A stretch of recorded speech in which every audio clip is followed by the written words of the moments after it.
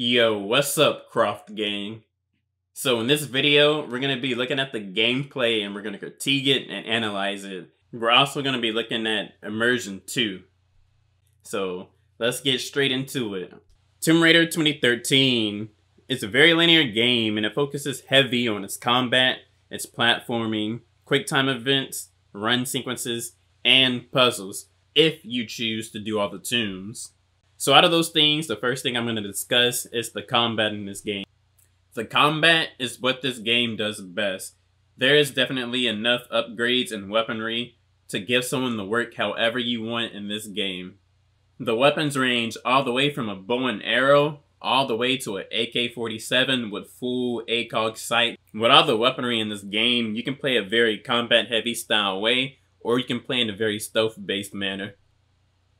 The game offers 3 categories for skills that you can upgrade: Hunter, Combat, and Survival. Combat in this game is actually really fun, and combined with all the weaponry and skills, there's definitely a lot of things that you can do and pull off. I like how when you upgrade a certain weapon, that the game gives you a chance to get like a finishing move for that weapon. And my favorite one was the finisher with the pistol on top of having the rapid fire mod on top of it. I felt like I was a walking Texas Ranger. One thing I noticed with this game is with the weapons actually sound very threatening. Like, I'm the type of person who's actually going to read the gun description and see if the gun lives up to the gun description. Like, just listen to how threatening the pistol actually sounds. People gonna hit the ground after they hear that. So compared to the other Tomb Raider games and the new trilogy, I noticed that Tomb Raider 2013 actually has the smoothest aiming and combat. I played this on Xbox and it's actually really easy to hit precise shots without actually having to move your left stick. Like, make your character slightly move and step so you can get that fine, precise shot that you need to hit. The aiming is not perfect, but it definitely is smooth. One thing I really like about this game is when you hit people with the fire arrows and you actually listen to the audio, they actually sound like they're in excruciating pain, which is a nice little detail that I peeped.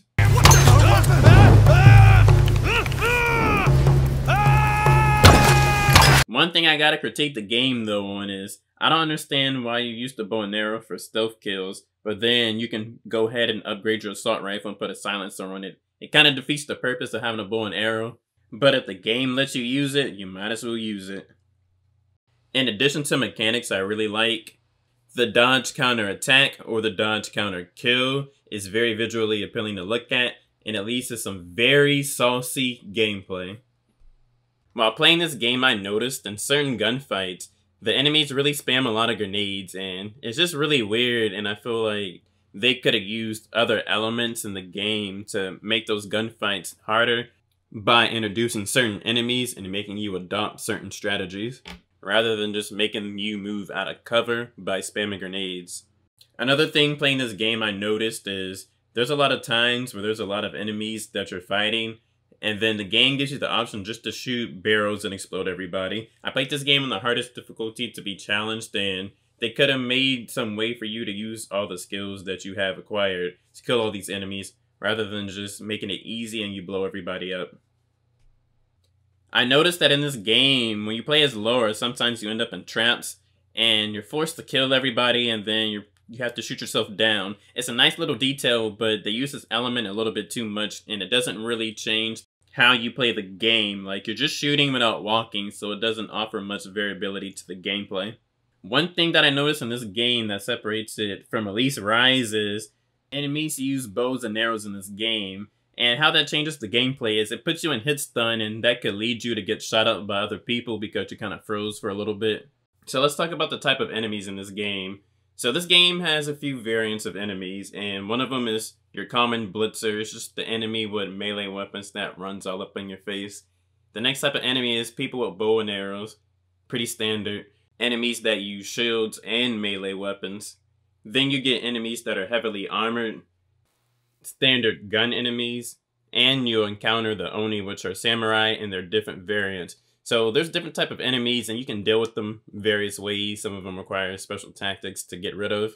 So it's nice that the game makes you apply certain type of strategies for certain type of enemies. There were two encounters in this game that I really enjoyed, and one of them was when you fight the big black guy on the dock of the ship, and the final boss, the giant Omni with the big mace. They were fun fights, and another aspect that really stuck to me is how you kill them. You kill them in such a very gruesome way, and I think this game had a good factor of gore that sadly didn't stick on to the rest of the series. And those moments were just really iconic.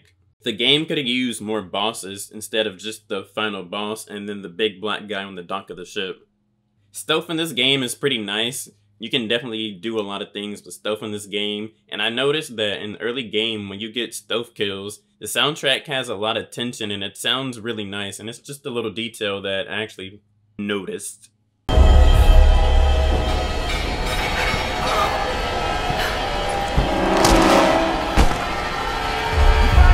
The thing about the combat in this game is it's very fun and there's a lot of things that you can mix and match. I like the fact that she has a little 3-piece combo, so you can give somebody a 3-piece with no nuggets. So one thing I have to say about the combat is, the game makes you go into regular gunfights all the time, and they don't really put you in a situation where you have to do a specific certain thing, rather than just blatantly fight your enemy. The combat is fun and I really enjoy it, but when you just do combat the whole game, it gets old and it loses variety in what you can be doing in the game. A way to spice up the gameplay rather than just fight people 24/7 is, I noticed this game has very good lighting. The lighting is very beautiful, and there's some areas that look really dark, and I think they need to use that to their advantage and translate it into gameplay.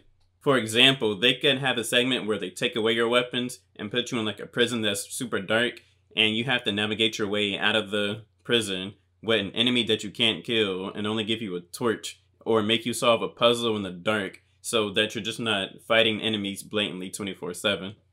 They can make that area a little scary too. That would be a good way to spice up the gameplay. So another aspect of gameplay that we gotta discuss is the QuickTime events and the run sequences. Now, QuickTime events and run sequences are fun, they're appealing to look at, but honestly, this game puts so many run sequences in the game that I kind of feel like it's just filler. I feel like they could have used some of those run sequences and replaced it with different variations of gameplay. Like, maybe we were running from wolves and it's not a scripted run sequence where you just hold up, but then we're forced to do some platforming and exploring and stuff. The QuickTime events, they're entertaining and they keep you involved, but at the same time, I feel like they happen way too much in this game. It's like they always happen where you're either platforming and then you fall and you have to catch yourself. So pretty much they always happen when Laura's in danger. But there's so many QuickTime events that they lose shock value and you don't fear for Laura's safety because you know you're going to be good and she's just going to walk it off. The platforming in this game is very fluid. There's not really too much I can critique about it. You know, there's nothing really bad about the controls. It's all fluid. The locations and the environment in this game is something that really stood out to me. A lot of the locations actually look very good, and I stopped playing the game just to admire the way the environment looks. I like the variability the game's environment offers, for all the way from the beach to the shanty town, all the way to the mountains with ice. Out of the new Tomb Raider trilogy games, Tomb Raider 2013 definitely has the most iconic and memorable environments, at least in my opinion. Another thing I noticed with the environment in this game is some of the locations look like they're fit to be stages in a Mortal Kombat game with all the dead bodies that just lay there. I know a lot of people flock to Yamatai, but it shouldn't be that many people and that many dead bodies that still appear to be fresh. That was a little bit too much, and it's definitely fit for a Mortal Kombat stage, maybe not Tomb Raider.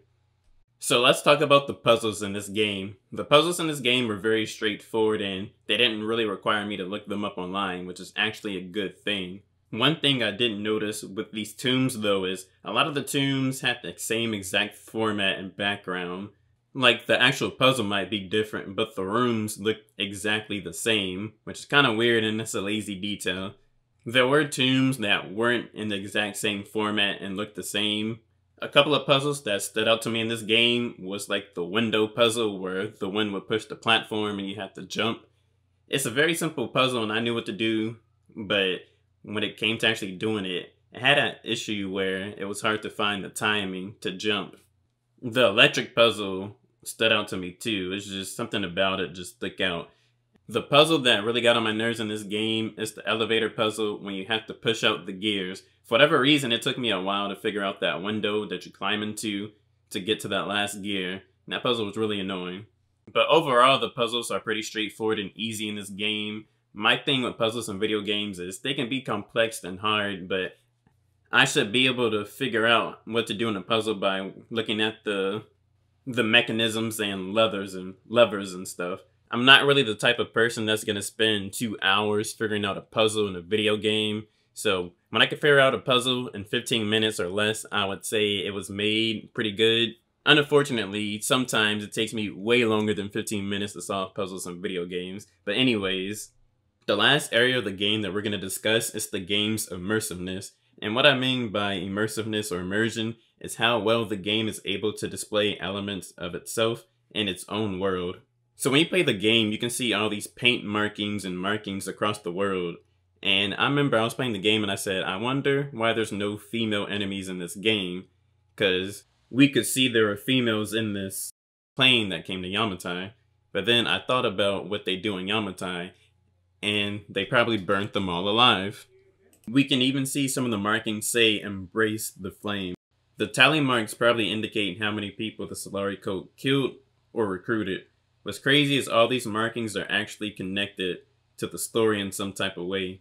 And as I continue to analyze this game, it surprises me because this is very good immersion. Another good example of immersion this game gives you is when you're able to listen to Solari Cult members talk among themselves. Don't get excited, it always ends the same way. Some poor girl burns, then it's business as usual. Man, I am sick of this damn place. I just want out. Listen, brother, we all do. But it's not gonna happen. The storms will never let us leave. But what do we... What if nothing? You want out of here? There's a cliff. Go ahead and jump. Now let me finish this bottle in peace. Oh, fuck! Through the dialogue, we're actually able to see how the Solari Cult members feel and think about their situation of them being stuck in Yamatai and having to form a cult. If you haven't seen my other videos where I do character analysis and stuff, nobody likes Yamatai other than the Sun Queen. Everybody's sick of that place and wants to get out. I really like when you can hear enemies in the game talk and discuss things because it really reveals a lot about the world. And it's able to immerse the player into the world and give them a lot of perspective of the game. So Tomb Raider 2013 was a very good game and I enjoyed it a lot. It's definitely a game that I can go back and just play casually anytime. I'll give the game an 8 out of 10. It's definitely good, but it's not perfect. The reason it's not perfect is because it uses too many elements over and over again, like QuickTime events, run sequences, and executing combat in the same scenario over and over. I think by diminishing the amount of run sequences, QuickTime events, and combat that's executed the same way as it was in other areas of the game would greatly help the pacing of the game. Like, it's okay to chill out sometimes. I think by introducing new gameplay elements as the game continues to progress, keep the game fresh and create iconic moments. So the game excels at many things. The story is written really good. The game has a lot of immersion. I love the cutscenes and the character growth from lore. The gameplay is fun. The game struggles on its gameplay variety and pacing. The game's good and it has a lot of awards, but it's not perfect and I'm gonna tell it as it is, but I still really enjoyed this game a lot. If you like this video, go check out my cutscene analysis and my character analysis video for this game, and also let me know what did you think about this game, what was your favorite aspect of this game, what did you dislike. So next time we're gonna be looking at Rise of the Tomb Raider, and it's about that time Croft gang, so vibe out.